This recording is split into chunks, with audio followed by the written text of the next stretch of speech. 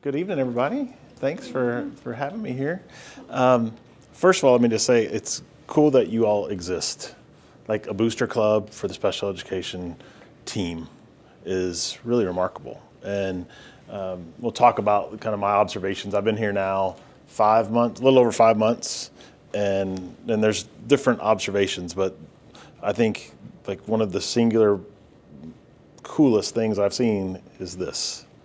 Right? This doesn't exist everywhere, and it's awesome to be, kind of focus-minded and just want the best for not only your children, but for all children and for our staff. It's a beautiful thing. So it's cool to be here. I'm glad that you're here doing what you do.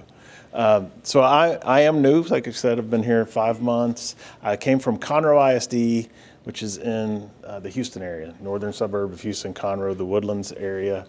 A much different school district than Lake Travis. We had about 73,000 children in Conroe ISD. Here in Lake Travis, we have about 11,000. So in Conroe ISD, I had 14,000 students that were receiving special education services. So I had more students receiving services in my school district than I have in all students here.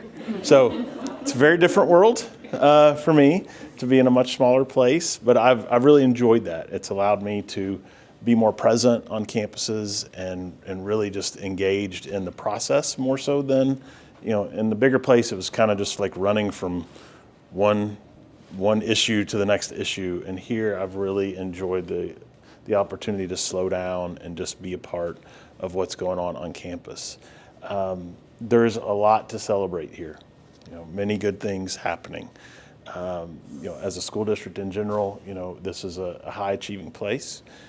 Which I'm excited about, but at the same time, as I've spent time here, even before I came studying on the data side, but in my time here, what I've seen is we're a high achieving place. We have wonderful people that love and care about what we do so much, but in some ways and in some places, we look and feel like a place that was a 3A school district 10 or 15 years ago, and now we're a 6A school district, and we're still learning how to be a big school district. And so there are some things that I've seen that I go, wow, like those are systems that we should have in place. These are some things that we should be able to do that we don't do.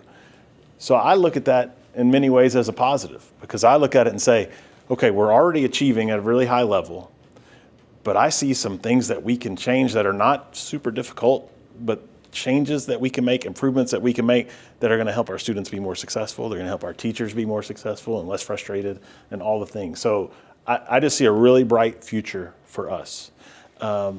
Specifically on the special education side, that we have one giant strength that's at the top of the list, and she's in the room tonight. Jennifer Freeman is amazing. And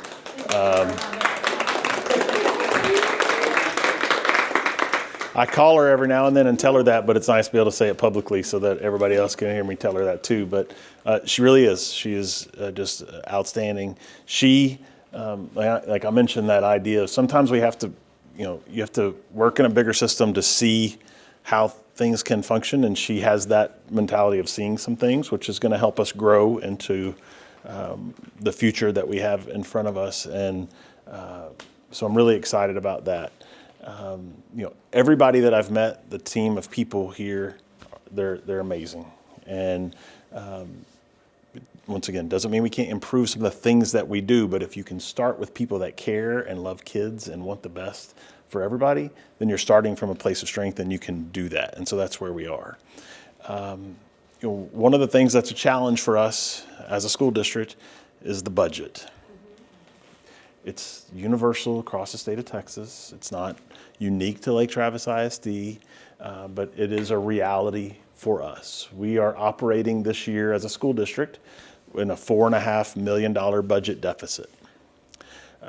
Just like you at your house, you can go into your savings account to pay your bills every now and then, but if you're going into your savings account every month to pay your bills, there's a problem there. It's an unhealthy spending habit, right? And so right now we're kind of going into our savings account too much, and we have to reduce that. So we're going to have to be working on that as a school district There was a lot of work done last year to get from 9 million to 4.5. Now we've got to get from 4.5, probably trying to get to 2.5 or 2. All right, we know we probably can't get all the way to balanced yet, but we have to make some progress. So we'll be working on that this year. And how do we do that without impacting students? That's our goal. Like, what can we do to not have too big of an impact on day-to-day operations in the classroom? And there are some ways of doing that. We're working on it. One of the ways that we're focusing on, you've heard me talk about attendance maybe, or you've seen your schools probably talk about attendance more. That's intentional, okay? One is we need kids to be at school so they can be successful, but two, that's a funding issue, right? If we raise our attendance by just 1% across the district, that would increase our funding by $750,000. So when we're looking at that deficit, I see $750,000, and I'll tell you what I see 10 teachers. That's $750,000, 10 teachers. So that's almost a teacher at every school, that if we just could up our attendance. So that's an area that we're going to focus on to try to help. You may have seen some conversation about the way the state is going to fund special education moving forward. They're going to go to a tiered system, which is going to look a little different. And I'm excited about that. I think it makes more sense. And if you're not familiar, basically it just means, kids that are receiving more intensive services will receive higher funding than those that are receiving. It makes sense. Like it's a sensible way of doing things. But the reality is they didn't put enough money into that pot to truly fund special education. So they changed the way the way they're going to allocate the money, but they didn't put enough money there to truly fund it. And so just to kind of give you perspective on that, we are spending this year, we are budgeted to spend $18 million on special education services as a school district. We are funded from the state of Texas at a little over $11 million. So we have a $6.5 million budget deficit just in special education services. The new funding formula, if you just kind of per capita, guess, I think they put $250 million in the fund. So if you kind of just do the math on what we think our share of that will be, probably about $400,000, maybe $500,000. So we're always appreciative of any additional funding, but the reality is, if we're operating at a $6.5 million deficit, $500,000 is not going to fix that gap, right? It's going to help a little bit, but it's not going to change the whole world. I will say all of those numbers are pretty universal. So it's not unique to Lake Travis ISD. Now in Conroe, where I came from, our numbers were significantly larger because there's a lot more kids. But percentage-wise, the amount that we spent on special education versus the amount that we were funded is pretty much the same percentage. So I think every school district is feeling about that same feeling. So that's a kind of a risk for us. One of my jobs is I don't love to talk about money. I didn't become a teacher because I love to talk about money, but it's just a reality. When you become the superintendent, you're not only just responsible for the children every day, but you're also responsible for all these tax dollars. You have to try to manage those to the best of your ability. So I have to think about the money. And so, I have to stay focused on the big picture of the school district. How do we make sure that the school district stays in a healthy place, right? Because all of our kids access the school district every day. So we want to make sure that is working in our favor and the school district is functioning, in a healthy place. We don't use all our savings account and all those things moving forward. So we're going to be working on that. Once again, the goal is how do we keep the great services that we have, but also get within the budget. So it's a challenge. We'll figure it out. Smart people like Ms. Freeman back there that can help us make things happen on the special education front as well. So we'll work through that. A couple of kind of looking forward things for us that we're working on now. One is kind of looking at our programs, be it SDC for behavior or life skills or G3, whatever those programs are, and just making sure that we have good continuous programs all the way through from early childhood all the way through, not just graduation, but our 18 plus programs as well, that they run all the way through very well. Now, one of the things that's unique and coming for us, and we're already thinking about it and working on it, being strategic, is we need to have those programs run not just in one high school feeder, we need them to run in 2 high school feeders. Because the goal here would be that, your child would not have to change high schools because of a program that they're in.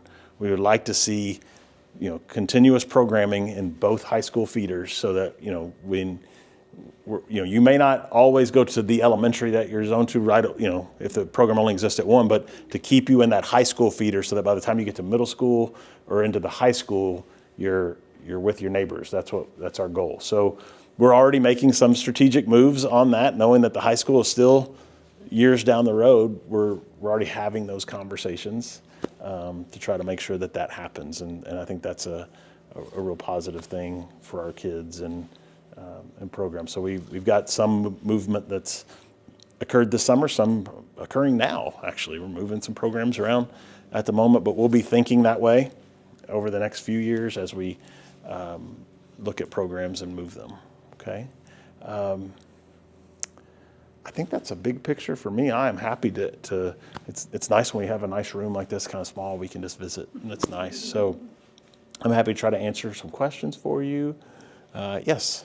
Well, more of a student to a D student. Yeah. Because of all that.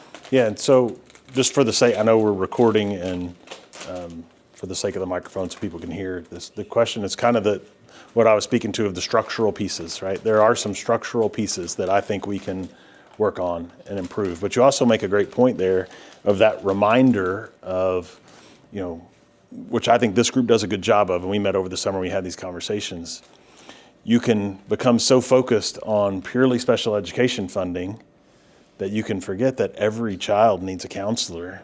Every child, like all of these pieces of the program that aren't directly funded by special education, but if we don't keep the entire system healthy, then we can't have the ability to have more counselors to do those pieces, those things, right? To have the structures that we need. And that's why it's important that, we don't just look at the special education piece, but we look at the whole system because we need that. Some of what you mentioned are the things that I'm talking about structurally. And I will tell you that we can get better, and we will. Unfortunately, we will all still be human. And will always be imperfect. I wish that I could say in my lifetime that I never had a child slip through the cracks. That wouldn't be intellectually honest to say that. Things happen and challenges happen. Life happens for families. So, but it is my job to build structure and put things in place to try to prevent that. And those are the things that we're going to see kind of layering and coming in over these next few years, I hope, to prevent those things from happening more and more. There are other realities. It's hard to come from private school into a big high school, especially at a high achieving place that the thing runs like a machine, right? So, and it can run over you if you don't properly board. This train will run. Agreed. And one of the things that's happened on a district level is the Lake Travis Education Foundation is now shifting their focus to, at my request, to fund positions, to fund people. They used to just fund like grants and things like that, that's powerful, but it's people that make the difference, not things. And so as we're approaching this time where we may have to cut people from our budget, they are filling that gap to try to put some money back into the system. So I share that with you just to know, like, as you all are fundraising and if you go on a mission and you want to raise money, or you have companies that want to donate money, you can donate money directly to the Education Foundation, and you can say to them, we want this money to go fund staff members. And well, I haven't discussed this with them. I think you could even go as far as to say, like, we're going to dedicate this money to special education staff. And that would be fine. And they could then earmark that as it comes into us. So just as a way to, if that's something that you want to do, that mechanism now exists for you to take that route to do it. So we can correct. So you didn't get that change? We changed. So I was in maybe my second week on the job in June, and I had my first meeting with the Education Foundation, and I was like, I know I'm the new guy, but I'd love for y'all to just change your entire bylaws and everything that you do. And they went, okay. And I was like, this is awesome. So yeah, they're, I applaud you for that because yes. the community has been saying that for years. They're like, Yeah. how come Ames can pay for teachers? And Right. yeah, we don't understand. So Yes. So, those two, thank you. and they're all in, and I think actually too, I think it's really helped them on a fundraising side because it makes sense to potential donors to say like, well, because people want to give, especially large sums of money. I want to know what I'm paying for. And before it was like, oh, we're going to do some grants. Well, grants about what? Well, we don't know yet. But when you can say we're funding teachers, people go, okay, I'm on board. So it's a much easier sell, I think. So it helps. Yes. So a comment and a question. Yeah. And so one of the things that I would say, like on the high school level, for example, we talk about this moving through the system, right? One of the things I've heard here when I got here was, oh, the high school is so big that this or that. It's so big. In a sense, that it was used as an excuse. The high school's big. I will tell you that from the district when I came from, it would be the 4th or 5th largest high school in that district, right? It'd be one of the small ones.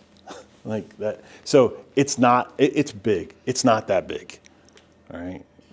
There's 3,400, just a little over 3,400 kids in the high school.